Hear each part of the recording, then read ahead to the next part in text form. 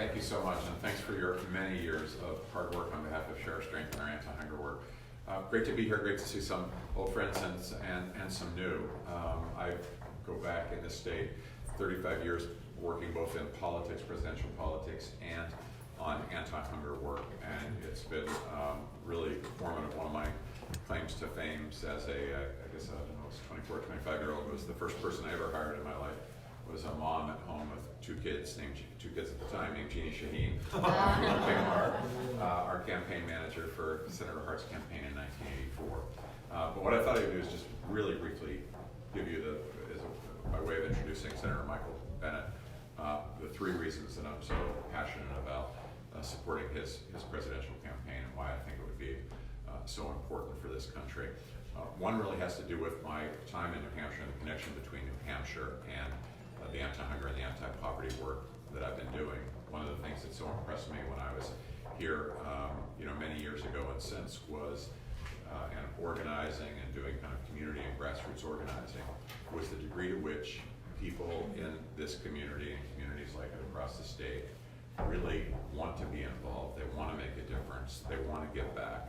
And I left here in 1984 after Senator Hart's campaign was ultimately unsuccessful, thinking about that spirit, and thinking about that commitment, thinking about different ways to tap into it, and that's literally what led to the creation of our anti-hunger organization, Share Our Strength. We thought we ought to create a vehicle for people to do that.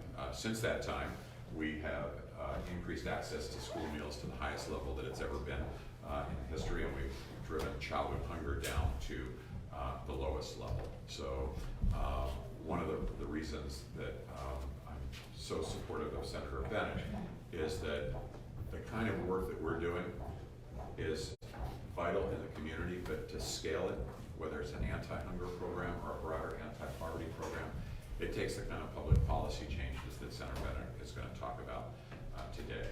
The second reason really has to do with the specific anti-poverty plan that Senator Bennet is planning. As you will hear, it is bold but achievable. It is comprehensive. It is visionary. It understands that the best way to help a child is to help that child's family and to create the economic stability and the supports that are needed. I had told Michael, as we were talking earlier this morning, that for the last 30 years I've been wishing for and dreaming of and fantasizing of a candidate who runs for president who doesn't say every single thing I do will be through the lens of what's good for business or what's good for the middle class or what's good for national security, but will say everything I do, every decision I make in the White House is going to be through the lens of what's best for the next generation. Because if we do that, and there's literally, until today, there's never been a candidate who said that. And the irony is, of course, if you do that, it is good for the middle class in the long run. It is good for business. It is good for national security. And then the third and final reason has not to do so much with what Michael says about the plan, but about what his plan says about Michael. Because to me, it says he's independent, he's visionary, he's got integrity, he's got courage, and the notion that you're going to put kids first when kids don't vote, when they don't have political action committees, when they don't make campaign contributions, says to me that you're doing something simply because it is the right thing to do. That's the proof in the pudding, and we need more of that in our politics and in our leadership today, not less of it. At the end of the day, we cannot have a strong America if we don't have strong kids. This is a plan, and this is a man who will make sure that our kids are strong and our country is strong. And I'm thrilled to support you in your presidential race.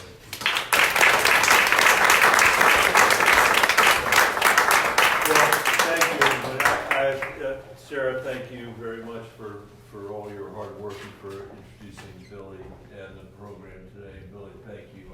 It means the world to me that you would endorse my campaign, and particularly for the reasons that you said. And at this moment of the campaign, I'll never forget it, and I really appreciate it.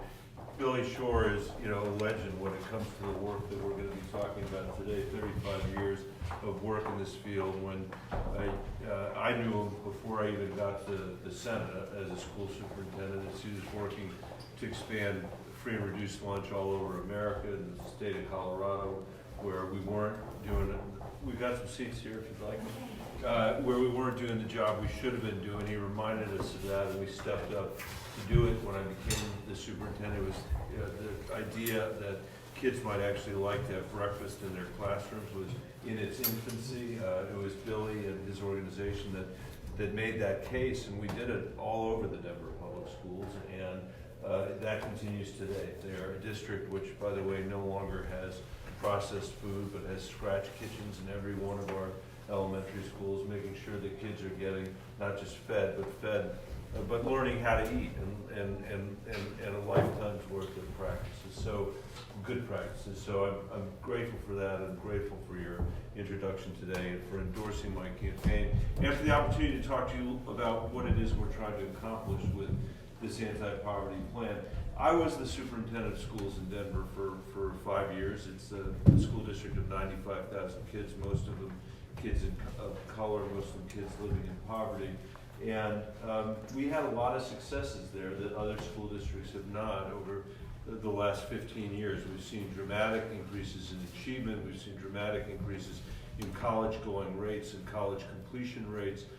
We still see profound achievement gaps between kids living in poverty and more affluent kids. And as I've thought about it day after day after day during the 10 years that I've been in the Senate, my conclusion has been that the schools can't do it on their own, that we need to alleviate the conditions that a lot of kids in America are living in if we're going to expect them to fulfill their full potential as American citizens, their full potential in our democracy and in our economy. And I think the best way to do that is by ending childhood poverty in this country. In fact, I think the best way to do it is by ending poverty in this country, and I think we can do that in a generation. The plan that I have proposed would cut childhood poverty in America by 50%, cut adult poverty in America by the end of the first term of my presidency, and end homelessness over the over the 2 terms that I was president of the United States.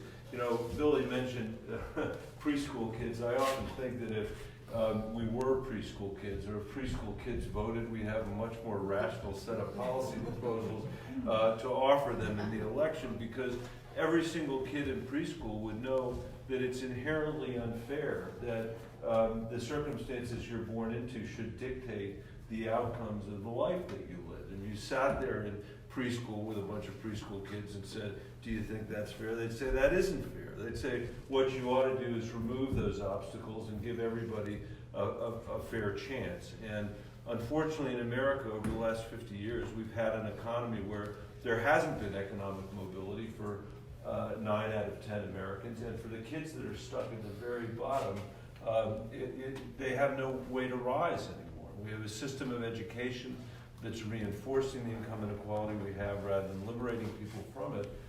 That means that not only do you have an economy that's immobilizing people from moving up, but then the education system itself is reinforcing that immobility, because the best predictor of a kid's education, the quality of their education, is their parents' income. So it becomes a self-fulfilling prophecy of failure for too many people in this community.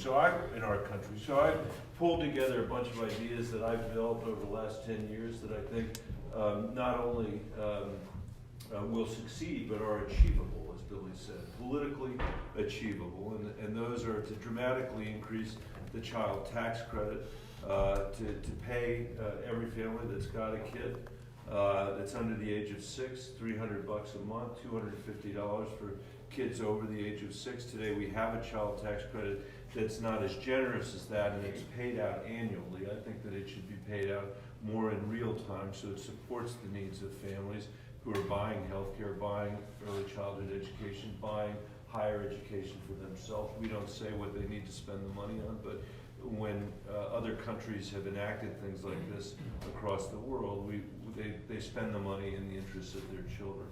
It dramatic increase the earned income tax credit to make work pay again in the United States. We should enact paid family leave in this country, and we should raise the minimum wage. You take those four things together, and that is the most significant attack on poverty since we passed Medicaid. In fact, I'd say it's a more significant attack on poverty since we passed Medicaid, and it does the work without adding a whole layer of federal bureaucracy. This is just changing the tax code in ways that can support families instead of the wealthiest among us. And I think this is a set of proposals we can run on in purple states as well as in deep blue states